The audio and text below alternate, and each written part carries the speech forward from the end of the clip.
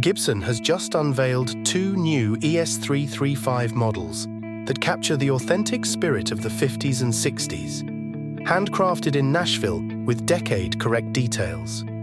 The new 50s and 60s guitars feature classic ES-335 thinline, semi-hollow construction, utilizing the original ES laminate press from Kalamazoo. The ES-335 50s captures the spirit of 1958 originals with period-correct details, while the 60s model delivers early 60s authenticity with its own distinctive appointments. As one of the most innovative models from the Ted McCarty era, the ES-335 has defined versatility, crafted on the workbench of musical history and treasured by everyone from Peter Frampton to Kirk Hammett for its unique voice that stands tall across blues, rock and jazz. Both new ES-335 models are ready to leave the workbench now for $3,499, shipping in a Gibson hardshell case straight from the Nashville workshop floor.